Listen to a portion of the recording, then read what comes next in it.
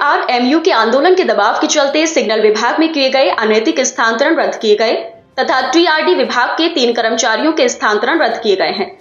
Northern railway mains union के मंडल मंत्री राजेश चौबे ने कहा कि 14 दिन तक चले आंदोलन के बाद यह बड़ी सफलता मिली है। सभी किए गए स्थानांतरण पर रोक लगा दी गई है। साथ ही भविष्य में स्थानांतरण करने से पूर्व यूनियन की सहमति लेनी पड़ेगी। आपको बताते चलें कि जोहा मंडल के कई विभागों के कर्मचारियों के नियम विरुद्ध ट्रांसफर करके उन्हें परेशान किया जा रहा था।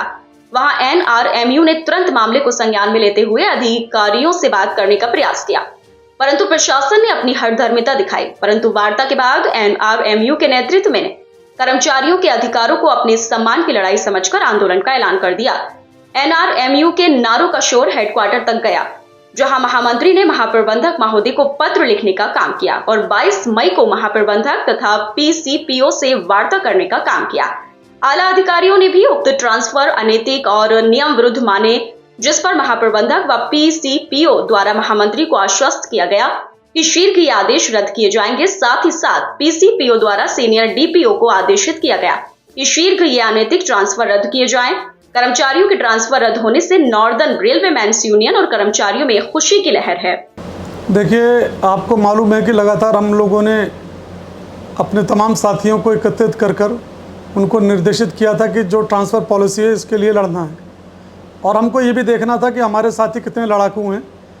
उस तहत पर 14 दिन जो ये प्रदर्शन चला लगातार पूरे मंडल में, हमारे मंडल के मुखिया जो डीआरएम हैं, इनको भी लोगों ने बाकायदा अपनी जो बात है प्रोटेस्ट करने का काम किया।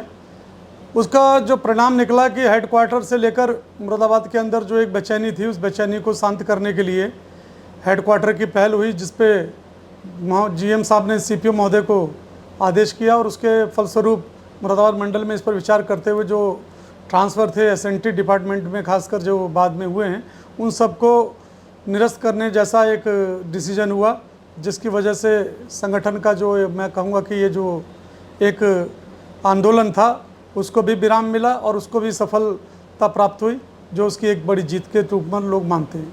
क्या आश्वासन मिला सर आपको? आश्वासन में यही है कि जब तक ये जो हमारे आदेश हैं जो कर्मचारियों के ट्रांसफ़र के, उसको अभी फ़िलहाल एक कैप्टन इन वेंस कहलाता है नियम, उसके अंतर्गत इसको स्थगित कर दिया गया। जो जज से पहले थे हमारे कर्मचारी, वो उसी प्रकार से काम करेंगे, उनका ट्रांसफ़र इम्प्लीमेंट नहीं होगा।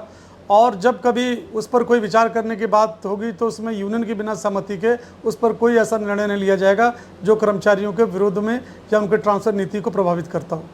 कर्मचारी को तो ट्रांसफ़र होते हैं, मगर ऐसे टाइम पे आप क्यों विरोध कर रहे थे? ट्रांसफ़र तो होने चाहिए। देखिए, ट्रांसफ़र होना एक अलग चीज़ है, हर चीज़ का एक अपना तरीका होता है। पहला तो ये था कि ये जो ट्रांसफ़र किए गए थे एडमिनिस्ट्रेशन के अंतर्गत किए गए, ये नियम है। हम लोगों ने इस नियम की कॉपी भी रेलवे बोर्ड की पॉलिसी जो है वो भी अवगत कराया था प्रशासन को, परंतु उसके बावजूद भी जानते हुए भी वो अनजान बने रहे, क्योंकि जो उन्होंने डिसीजन ले लिया था उसकी वजह से वो कभी बैकफुट पर जाने के लिए तैयार नहीं थे, क्योंकि उनको ये लगता था कि अगर हम बैकफुट पर जाएंगे तो ये हमारी एक तरीके से एक किरकिरी जैसा है। तो इसको लेकर उन लोगों ने जो बात की वो दबाव भी बना उनके ऊपर, और आज इसका वो भी वजह बात आप अभी कह रहे हैं, हम ट्रांसफ़र पॉलिसी के खिलाफ नहीं है। मिड सेशन में आप ट्रांसफ़र ना करें, यही हम लोगों का कहना था। और पीरियडिकल ट्रांसफ़र हमेशा हर साल होते हैं, जो मार्च तक उसको इम्प्लीमेंट किया जाता है। हम लोगों ने भी यही बताया था कि मार्च तक अगर आप लोग इसको इम्प्लीमेंट करते हैं तो कोई आपत्ति नहीं, उसके बाद करते हैं तो ये परिवार के ऊपर, उनके बच्चों के ऊपर प्रभाव पड़ता है, इसलिए इसको रद्द किया जाए और इसको बहाल करते हुए पुनः की स्थिति जो है वो बना के रखने की आवश्यकता है।